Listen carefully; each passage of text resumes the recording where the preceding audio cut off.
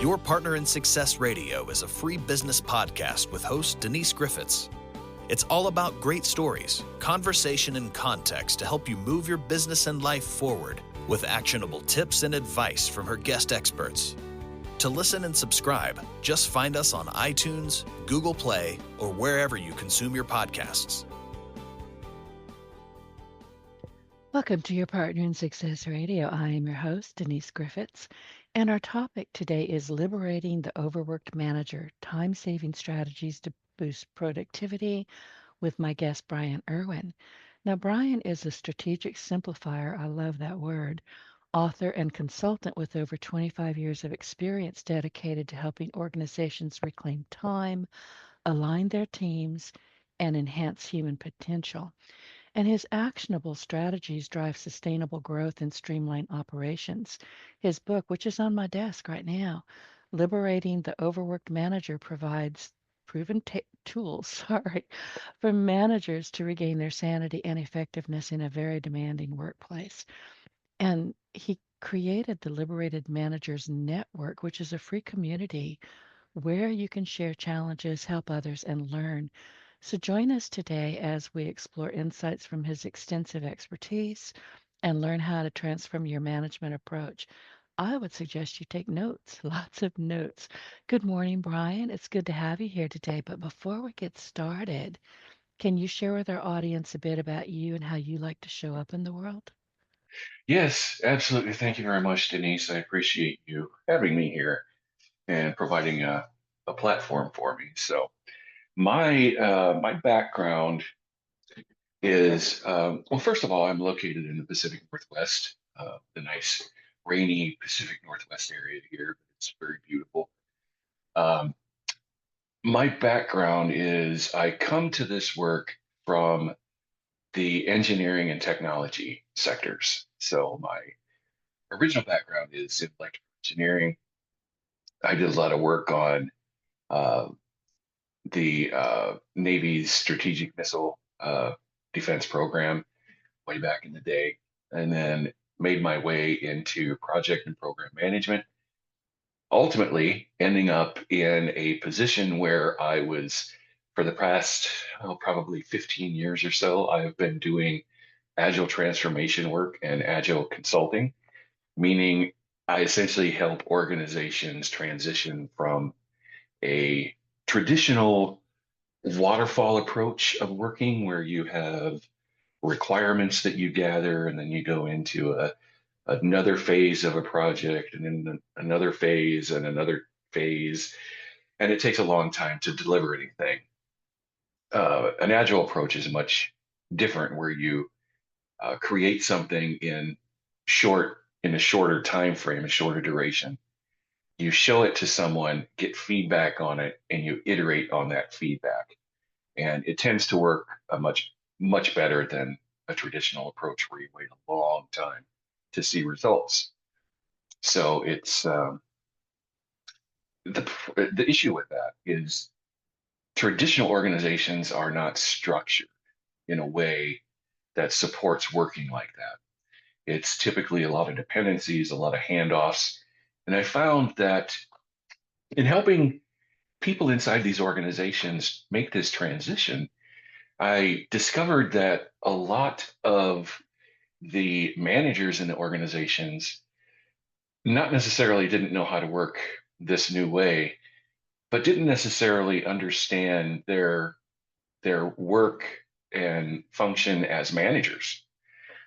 It's a different ball game than being an individual contributor, right? So instead of being the one providing the value to the customer and the organizations, you have to transition yourself into being one who enables others to deliver that value to your customers and the organization. So it's a different mindset, right? And it's really about aligning the organization, right? Boosting the human potential of those on your team and other teams, and helping ensure all those connections are made so that you can deliver the external strategy of the organization while also improving the organization by focusing on internal strategy. So that's the work I've been doing over the past several years. And it's very challenging, but it's incredibly rewarding as well. I can actually say with a little bit of pride that I understand what waterfall and agile are, which is shocking, I know, because I don't own any kind of a large business. My business is quite small. I'm more of a solopreneur than anything else. But I've had conversations on this podcast with people who do talk about agile and waterfall. So Hmm. when you started talking, I was like, "Woohoo, I understand what he's talking about." I was Yeah, so I had it's to pat myself on the head. yeah, that's good. It's a way of working that when you're a smaller organization, it's common sense. It's how people work naturally. But as organizations get success and they grow, I think human nature, we have these ideas about the workplace, right? That, oh, accounting does accounting stuff, so we're going to put all of them in this department, and IT does IT stuff, so we're going to put them all in this department, and sales does sales, so and what you're doing is you create these silos throughout the organization, and it slows everything down and it hinders communication. So we have to work to not get into that uh, structure as we grow the companies. Common sense, because that's what I was thinking the first time I heard it. And then when you're talking about it, well, yeah, how, of course that makes Right. sense.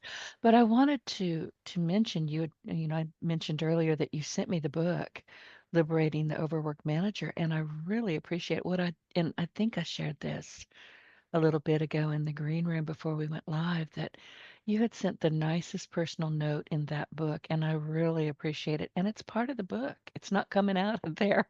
I'm using it as a book tab, if you will. But I wanted to ask you, what inspired you to write that book? So this part of what inspired me to write this book is what I just talked about. The continuous struggle that I ran into with helping organizations transition, continuously running into the issue of needing to help managers make the transition, right? And there are a lot of things that are standing in their way of making this transition. One is they're just so damn busy, right? I would try to get on calendars of middle managers and executives, and it's almost impossible, right? And the reason that is they're always stomping on fires, right? They're solving conflicts or facilitating conflict resolution, which is part of their job, obviously. But they're making decisions that others are completely capable of making, but I've found don't necessarily want to make because then all of a sudden that person's accountable because they made a decision, right? So they want someone else to make it. So it's all of this stuff, right? And when I was doing this work, I ran across a methodology that is it's an acronym. It's SEAM, SEAM, and it's an acronym that stands for the socioeconomic approach to management. And if you, the best way to describe is think of it like this: if you picture a coin has two sides. The one side has the value of the coin, right? That's the economic piece, if you will. It's the whatever the currency value is. But if you turn that coin over, it's got a head on it, right? It's a person on the other side, and that's the socio. So the theory is that you cannot do something to one side of that coin without affecting the other side of the coin. If you make an economic decision, in some way it's going to impact the socio. And if you make a socio decision, it's going to in some way impact the economic. So you can't separate the head from the tail, right? Um, and part of that methodology is a set of tools that is really structured to help managers better uh, align their work, align the organization, help them grow people, help them deliver strategy, both internal and external, and also grow their people and delegate some of the work that they should be delegating. And that's what I spent the time on in the book, is really describing these tools and how they're used. And it's really they're very simple tools, um, but like any tool that's simple in theory, right? It's when the rubber meets the road of implementing them that uh, people often need help. And I think you mentioned that delegation is an issue for a lot of people. I used to be one of them. I darn near had to shut my business down. I'm a web developer by trade. And because I'm such an A-type personality and my attitude has always been do what you're told, nobody gets hurt. I'm a terrible boss. And I figured that out pretty quickly when I realized that my team was doing what they needed to do, but it was malicious compliance. They would do what they uh, had to do and nothing more. And I could feel it. I could sense it without actually having anybody come say, "What the heck?" to me. I could sense that they were unhappy and they were just going to do what the bare minimum. yeah. And I got in touch with them all and I said, I am really sorry. I realized that I'm demanding, I wasn't just asking, I was expecting them to do things my way. That Yeah. wasn't always the best way. These are people who are trained far better than I am in certain arenas. I can do it, but they can do it better because they stay on top of it all. They're constantly training and retraining. I'm not. So I that don't, so you know, you so I did had to apologize and exactly. back myself out of the room. So you just touched on something that I made reference to earlier, and that's part of the busyness that strikes managers. Is if you think about how people advance in organizations, I won't say always, but I would say that definitely the majority of the time, people are getting promoted because they're very good technicians. They're very good at their job as an individual contributor. So think of a software developer, right? You're a very good software developer or web developer. So, you're a high performer. Naturally, what we're going to do is we're going to put you into a leadership position so that you can lead others. But when you do that, they don't also tell you that the expectation is taken off of you, that you're no longer an individual contributor. You're now helping others, to do that and mentoring them and, getting roadblocks out of their way, that kind of thing. May So it's not be real where they easy. belong. They may not That's belong right. in that position at all. Brian, you're breaking up every now and then. Oh, okay. So I don't know if you're moving or I don't know about you. I'm rocking back and forth in my chair. So Okay. maybe it's me. I'm leaning back. I'm having a good old time here listening to you, but you are breaking up a bit. Well, if I continue to do so, just let me know and I'll make some changes or I'll switch to a different microphone. Well, and you just made a really good point because I have seen this. I've done it myself. It's been done to me. All of a sudden, I'll get when I used to have a job was a long time ago. I am no longer employable, but it used to be that I would get stuff. People say, "Oh, Denise, you're so good at everything you do," and all of a sudden, I'm a manager or I'm an assistant manager. What the heck? No training, no, just expectations, Yeah. unvoiced expectations. That's not good. No, no, it's not. Because what typically happens that I've seen is those expectations aren't verbalized and communicated to the manager explicitly, right? The way it's done is implicit. And so here's an example. I had a director in an organization that I was working with, and he was doing very, very well at allowing the team to have more autonomy and wasn't necessarily getting down into the weeds of the work, right? But his boss, a VP, asked him specifics about some of the work of some of his team members and expected that director to have the answer right away, right?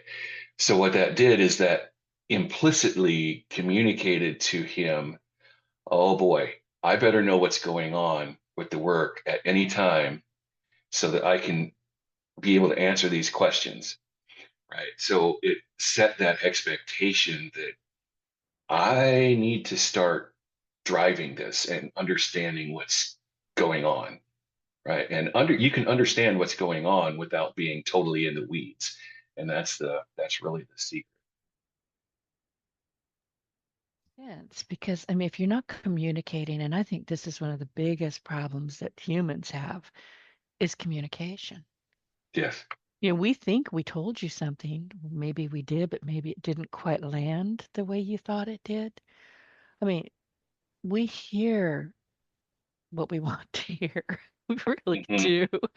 And we're responding from our own biases, whether they're conscious or unconscious. We're going to run it through our neural network in there and go, well, what?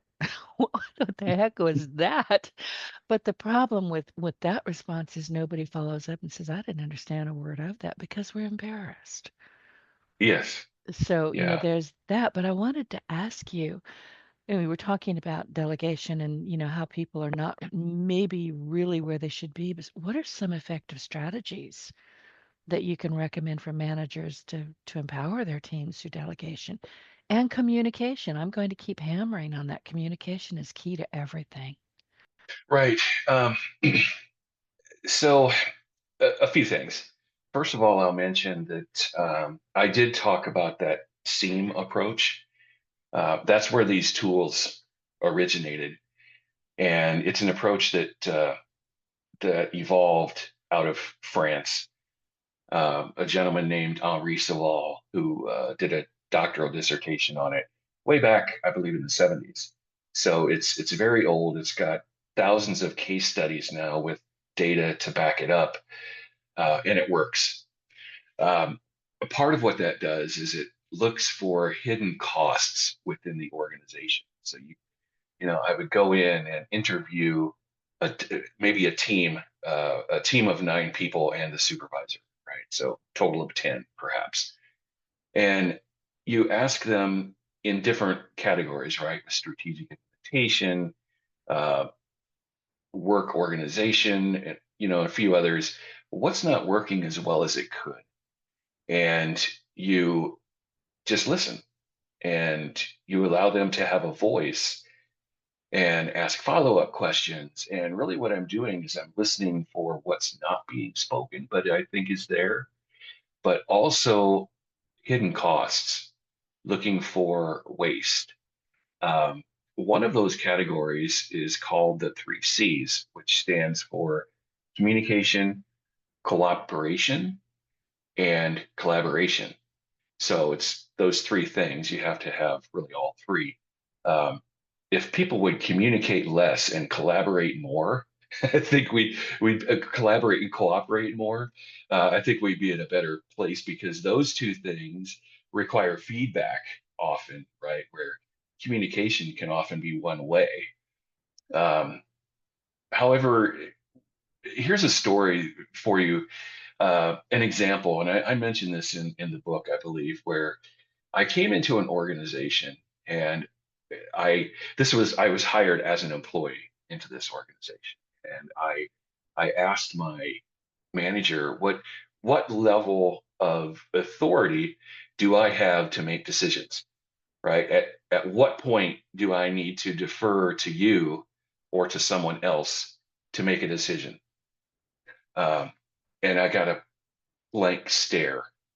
Uh, Say that. she I had never, actually started writing down blank stare.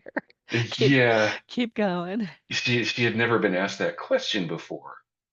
So the delegation tool allows you to identify those things, and it gives you different categories to understand at what point, you know, when can I make a decision without informing my manager? When can I make a decision and inform them later? When can I make it after consulting with the manager? And when does the manager make it after, consulting with me if it impacts me? And an example might be a new project. I might be a project manager, right? And a new project budget approval. Well, maybe I can make a decision up to $10,000 impact without informing my manager. And then between 10,000 to 50,000, maybe the manager needs to make it, or you can make it and inform the manager later. Anything above, uh, 50,000 uh, can be made by me after consulting with the manager. Right? It's a larger financial impact, but that all happens in a discussion with each other, right? It's all collaborative, and that's really the secret sauce to all of this is the collaboration and working on these tools together. The tools, by the way, are just a simple set of Excel spreadsheets that are put together in a workbook. And the reason it's a simple spreadsheet is you in order to really use them, you have to collaborate and cooperate in order to make them effective. So that's really what you want to do. But communication is a huge issue, and it's a source of very large hidden costs. Because if people don't understand the person that they're speaking with, the person who's maybe giving them direction, if they don't understand what their part in the organization is, as you found out, you just kind of wander around and hit walls as you're wandering down the hallway. It's not Right. good. Yeah. It's really not good. I wanted to ask you, AI, we've been talking a lot on this show, and the whole world is talking about AI. Are there any tools that, well, how do you see simple tools helping managers improve their team management using AI? So it's interesting, right? I in the book I dedicate an entire chapter to kind of maximizing your management impact, and one of the ways to do that is leveraging AI as an assistant. And I provide several prompts in different categories, like how to time management prompts or delegation or communication. You can also utilize the tools, the spreadsheet, and upload it along with a prompt and ask AI how you can simplify your activities, right? So I've done that before, and that seems to be very effective. The key with AI is we have to remember that You don't believe all of it. right. It can hallucinate, and it's It does. artificial, right? It's Yes. Yeah. artificial intelligence. It needs to be, uh, buttressed, if you will, with human intelligence and common sense. I love AI. I use chat, but I really like Perplexity AI better. But I use it as a tool. Like it may be a tool where I can say, okay, I need social media marketing for this month. This is what I need. And I'm very specific. Give me this, give me this, give me this, give me this. And it'll spit out a whole bunch of stuff. Some of it Right. I can use, some of it I can't. I will also use it to correct my work instead of Grammarly, which I used to go to a lot. I'll write something, and I love to write. I think it's something I'm fairly good at. But I'll take it over and say, "Can you tidy this up?" And it's beautiful when it's done. They haven't, really changed anything. It's still my voice, but now it doesn't look like I'm an idiot. So it's all good. But Yeah. I Yeah. I get what you're talking about. But AI is we're not going to be able to get away from it. And listen, everybody who's listening, get the book, and he's going to tell you, Brian is going to tell you how to get the book in just a bit. But the first chapter, I think it's the first chapter, it says reclaim 1 month in 5 days, the time management tool. And that's on page 21. And then if you turn it over to page 22, there's the Excel spreadsheet that you're talking about. So it's all here. Mhm. Yes, that specific example that I use in the book for the time management tool was uh, it's a real savings, right? It was a um, director of a team of technology salespeople, and they he basically what we ask you to do is use the tool, the time management tool, for 5 days consecutively, right? And what you do is in real time, you are writing down the activities that you're doing and how many minutes you're spending on the activities. And you do that in real time. And then at the end of each day, you go back and you analyze it and say, well, okay, I had this department project status call, but how much of that was really effective, right? And it was 2 hours. And I might see that, there was probably an hour and a half of that 2 hours that I was spending in there that I shouldn't have been in there. I should have been doing something else, right? Others could have handled it. My portion, which was only, 30 minutes of it, was done. And so that's what you do is you go through and you look at that. And then you make a decision on you also categorize how important was this in light of strategic goals and how urgent or quickly did it need to be done. It's a way of incorporating like there's something called the Eisenhower prioritization matrix. It's very similar to that. It's baked into this. And then in hindsight, you decide what are the observations about this task that I have made after analyzing it? And then you decide, should I keep it? Should I delegate it? Or should I transfer or eliminate the task altogether?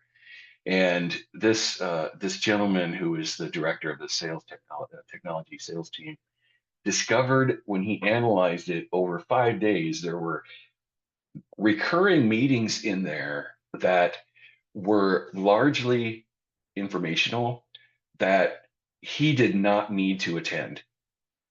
And when he added it up over the course of a year, it came out to about 160 hours over the course of that year that he could completely wipe from his calendar.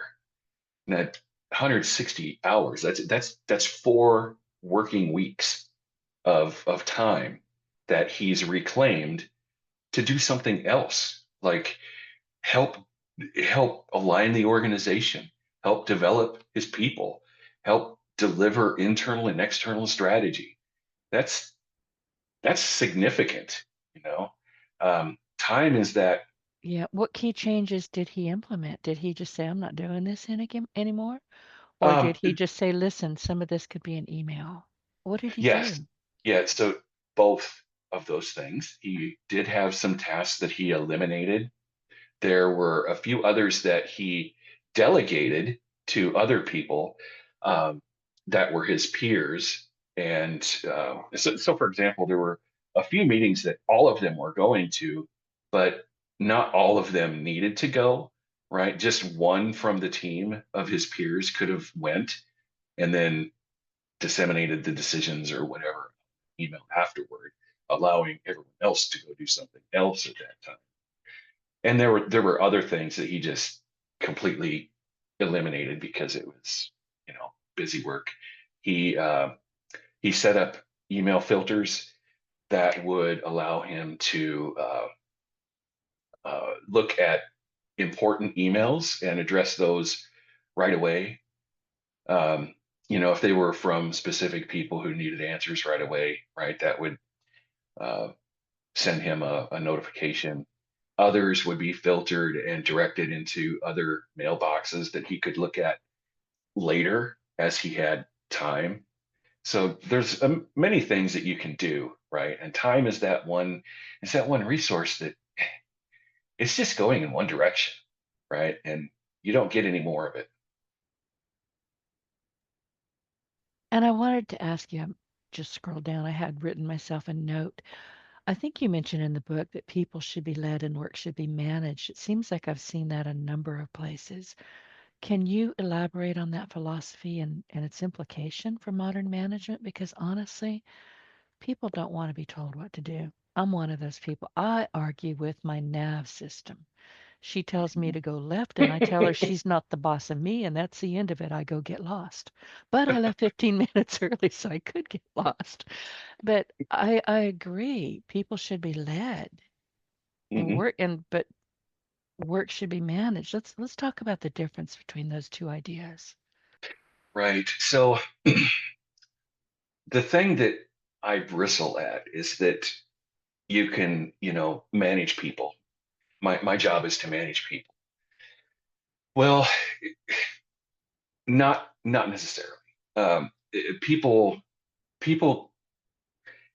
you can do things like, sure, there are performance issues that you need to address, right? But I found I tend to be a Maslow, uh, or I'm sorry, it's a McGregor theory Y guy, where Oh, okay. I thought it was I, the theory of needs. I went, what? yeah, I really think people are good. They want to do the right thing. They want to do good work. They want to have a purpose, right? So if you're leading people, you're giving them all of those things, right? It's the work that needs to be prioritized and managed, right? And oftentimes I've seen that, not always, but many times performance issues stem from lack of clearly communicated expectations up front, right? So someone isn't living up to your expectation that you have not, explicitly made to them. And then comes that whole thing of holding someone accountable, right? I hate that phrase because when people say that, what they mean is I'm going to give you consequences for X or for Y. And accountability is probably the most misused word in business. And the reason is it's a personal characteristic trait, much like confidence, right? And you would not tell someone, I'm going to hold you confident. It sounds silly, right? But we don't think anything of saying, I'm going to hold you accountable. What they mean is, I'm going to punish Well, you, and right? I'm looking to fire you, so just pack your lunch, take it with Right. you because you're not coming back. Wow, what a leadership quality. These days, somebody would punch you right in the nose. So Yeah. you don't want that to happen. But listen, I agree with you. When you hear that word accountable, everything in you just kind of clenches up. Yeah. Like, okay. And that's all you hear. You don't hear anything beyond that. So you've And it's a essentially, source of stress. oh God, yeah. You have essentially shut any communication down unless or until you can have a genuine conversation and say, I'm sorry, that wasn't what I meant. This is what I'm looking for. What can we do to alleviate this? I'm not sure how often that happens, though. Yeah. It's my experience. It happens. It does happen, but not as frequently as it should in the workplace Gotcha. or in relationships either. Really. I will hear people still saying, and this is, we're talking about pet peeves. One of mine is work-life balance. It's all the Mm, same thing. What do right. you Work is split part of yourself in life. half before you split yourself in half, get out of the car and go in, and all of a sudden I'm home, and you know, I all of that I garbage use behind you is right. behind you. It's I not. I used to have that viewpoint, and I make a metaphor of using it like a file cabinet, right? Like, okay, I'm at work now, so I'm going to open that file cabinet drawer and jump into that one, uh, and I'm going to focus on that. And then, okay, now I'm at home. I'm going to jump out of that one drawer and go into the home drawer, the work life, the home life, Work. right? But really, each time you do that, you shut the drawer, the on the file cabinet, and the things drip over inside into the other drawers. It's you can't. It's all interconnected in some way. And the minute you try to completely shut something down, for starters, it's a lot of work. For Yes. another thing, you lose your creativity because now you can't access that part of your day that you went, ooh. Okay, hang on a second. I gotta write this down. It just made sense to me. You're shutting Yeah, the drawer. You're right. It doesn't work. right. I've always It's taken extreme umbrage to that. Say, nope, nope, they're all the same yeah. thing. And creativity is the source of innovation, but creativity tends to spring out of slack time. It's, when people are, uh, allocated 100, 120% of what they're capable of doing, there's no time for that, for the brain to process that stuff and allow innovation to occur. I catch myself speaking to myself out loud deliberately because our brains look like, I don't know, have you ever seen those overpasses in Houston and Dallas? That's Oh what yeah. it looks like. Look at an aerial view of that and you're looking at your brain, before you've Yeah. even thought about the first thing in the morning. But I find that if I speak something out loud, I can only think basically one thing at a time when I'm speaking out loud. Mhm. If I'm thinking it in my head, I'll run over myself with a semi truck. So, it helps. Sometimes it's helpful. So if you hear somebody in the That's a corridor and they're that's a talking great out loud, metaphor. don't get in their way. Let them do. They're not You're right. crazy. They're thinking a That's single thought. that's a great metaphor. I'm going to use that one, and I'm going to try that. But I wanted to add one of my, and I've got this bookmarked. One of my favorite chapters in the book is on page, I think it's 55. Boost human potential, the competency grid. Let's go down Mhm. that rabbit hole. Yeah. So part of a manager's job is to develop their people and make sure that their team or their department has the skill set and competencies to deliver on their mission or their strategy, what they're trying to accomplish, right? So the competency grid is a way to do that and identify all of those competencies that are necessary to allow your team to work well, right? In my template, I give an example of a group of product managers. Um, so with all of these, the trick is in how you implement the tool. And so much of this is collaborative. So identifying the competencies should be undertaken as a group or departmental, whatever level you're working with it on. It should be a project that's collaborative with everyone in the group so that you can identify those skill sets, those competencies that you need. Um, Yeah, and I and hate to then, tell you, you're breaking up just a bit again.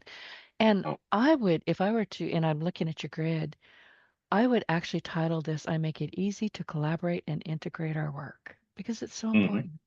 But anyway, it stay is. closer to the microphone. Okay. Um, yeah, I'm using a headset, so I might have to switch it off in a minute.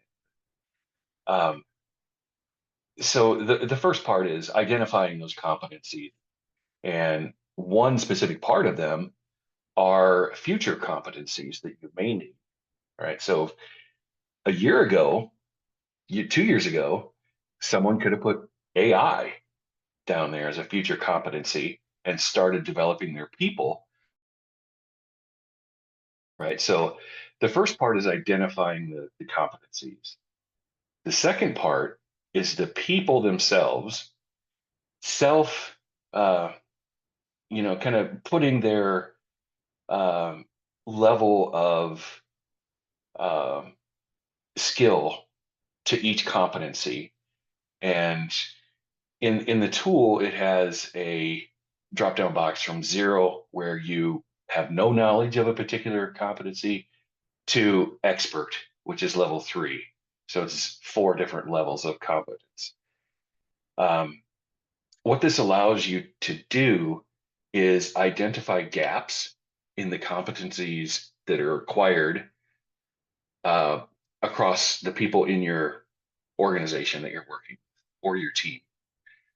And you can, from that, you can identify perhaps training opportunities, mentoring opportunities from someone who's very skilled in a competency to help someone who is less skilled in a competency, to grow it. So that's really the purpose of the competency grid. Makes sense. And I have found through my life and working with my team and working with other people that oftentimes we don't know what our competencies are. We Hmm. may have, look, I'm a web developer. I think in HTML. I dream in HTML. It's embarrassing. But seriously, one morning I woke up and I was just, I mean, I was having this dream that I had built. This was back in the HTML days before WordPress. When WordPress came along, I was like, "Oh, God, there is a God. Thank you." But really, I got Brackets, very, brackets yeah, everywhere. brackets everywhere. But I was building, um, I guess, a grid. And I realized because I was waking up that my grid was way off center. Part of it was, I mean, it was supposed to be divided in half, and all of a sudden it was a eighth of it was over here. And I thought, what happened to my grid? What am I doing? I was about to roll out of bed, and my HTML brain was telling me to wake up and not bang my head on the on the table next to me. It was the weirdest thing. So when I say I'm a nerd in stilettos, I'm not really joking. But it's embarrassing. But there are so many different things, but we don't know our competencies. Listen, I for the longest kind of time didn't know I was a creative. How can you not know that? I didn't Right. until somebody pointed it out, and I went, "Oh." Then I went and explored it and went, I'll be darned, I'm very good at this. I didn't know. I thought it was just something natural to me, and it wasn't really something I could work with or learn more about or, create in my business. How wrong was I? So sometimes I guess my point is that sometimes, and you mentioned in mentoring, you have to kind of dig in and say, well, what are you really interested in? Right. Yeah, did you know you could probably learn, I'm gonna do it, learn coding. That's become a Yeah. bad thing these days. But we don't know what we don't know. We're just doing it because it's natural to us, and we think everybody else knows how to do it. So off we go. Mhm. Yeah.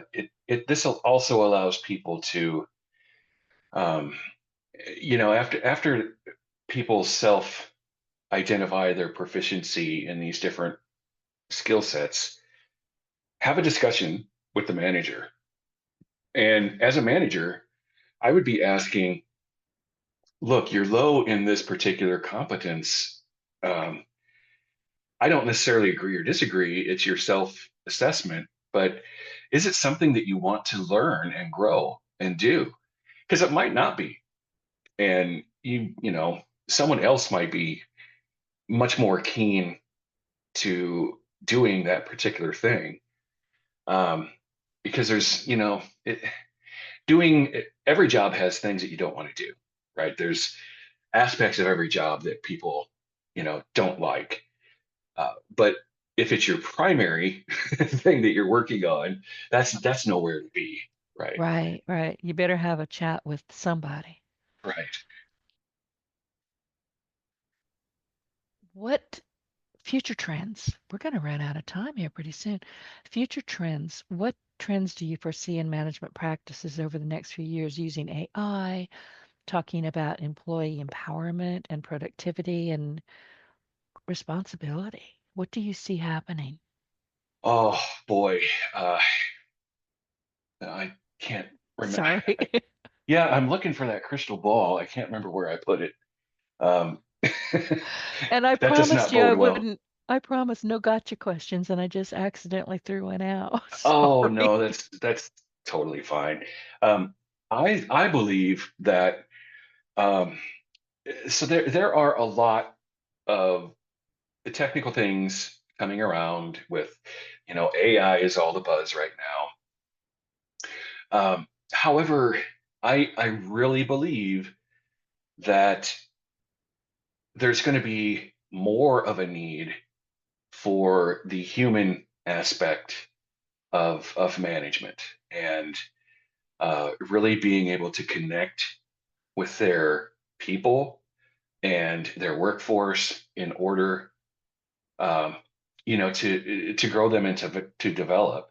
It's not just about getting more out of them, right? That's thinking of people as a resource, but thinking of people as people and really making a connection and helping them uh, have a purpose and align to strategy, and helping them become self-actualized, I think can really drive some incredible things in the workplace. So with the rise of I believe there's also going to be a rise in the need for uh, humanity in the workplace.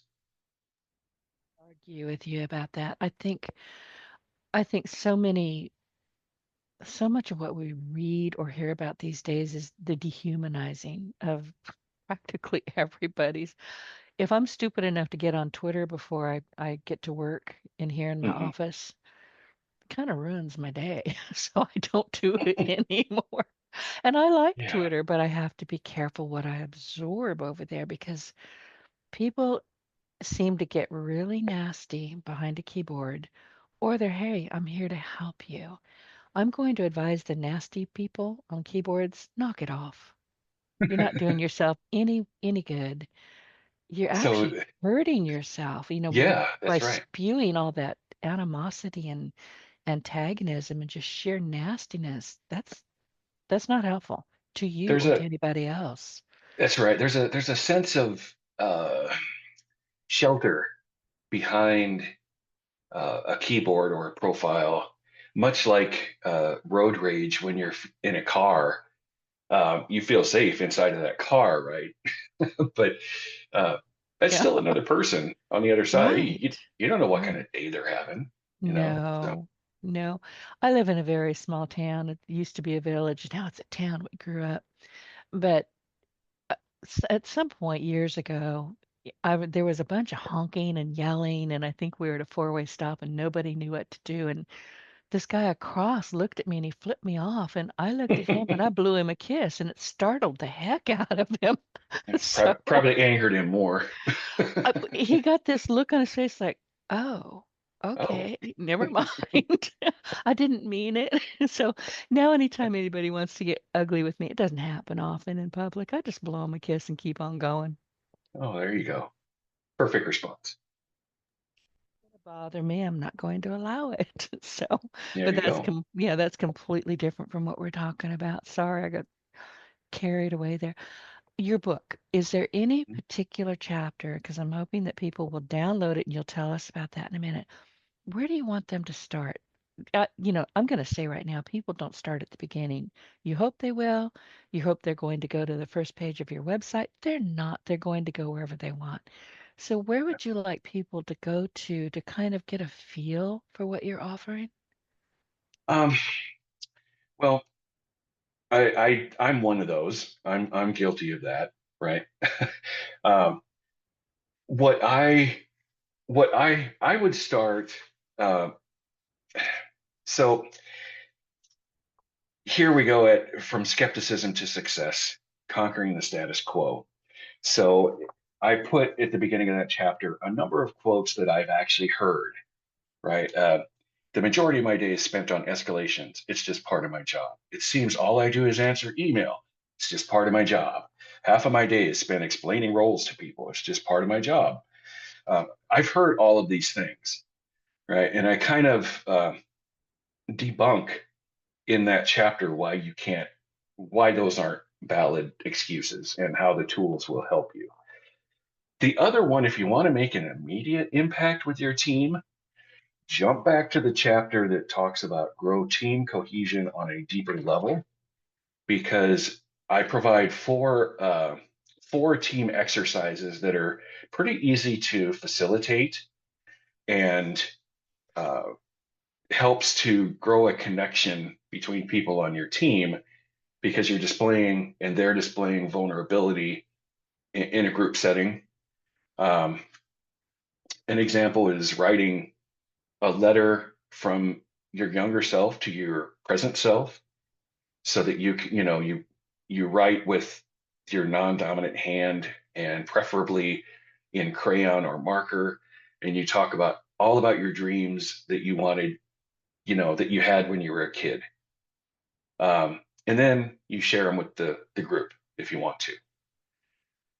So that's That that's a great when I place. was a kid, I wanted to go to Egypt and unearth. I wanted to, be an archaeologist. I hate sand, I so that was never going to happen. want to be an astronaut. Yeah, it was going to be. Yeah, most people do, and I've been fascinated by, NASA since I was a kid. But yeah, we do change a lot, don't we? Very true. Very true. Yeah, yeah. Listen, Brian, thank you so much for spending time with me here today. I really appreciate it, and I really appreciate you sending me your fantastic book. But before I let you go, do you have any final thoughts that you would like to share with our audience, and where can people connect with you? Yes. So for final thoughts, I would keep in mind one of the things that was mentioned uh, quite strongly earlier in our discussion, and that is if you remember nothing else about this particular podcast episode, remember that you lead people and you manage work. I think that's paramount. Um, the people can find me on LinkedIn. My name is spelled Uh, Brian is spelled correctly with an I, not with a Y. And I know I just angered all the Brians out there that spell it with a Y. But it's Brian, and the last name is Irwin with an Irwin. You can also find me at brianirwingroup.com. Um, if people want a copy of the book, some people prefer physical copies. I'm one of them. I like to have it and hold it in my hand and mark pages and highlight things and write all over it.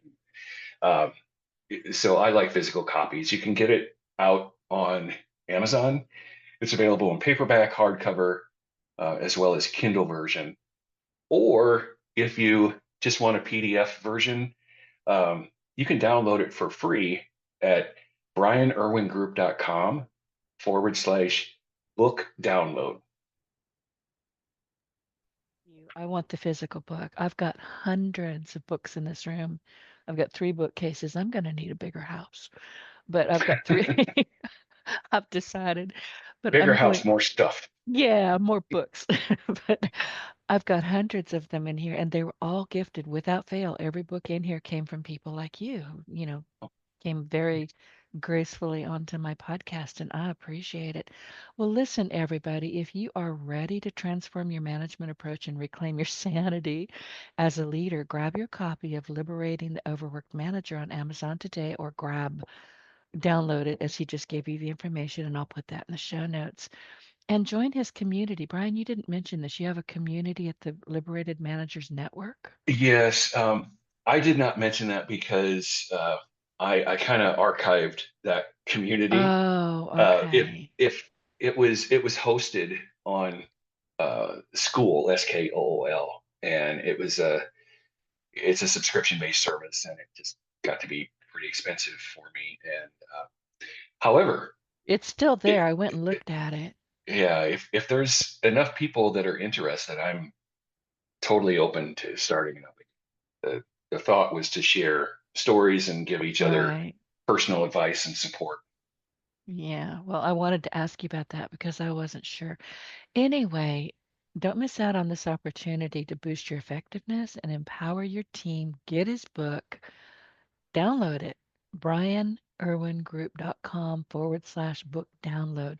Brian, thank you so much for spending time with me today and sending your book. I appreciate it a lot.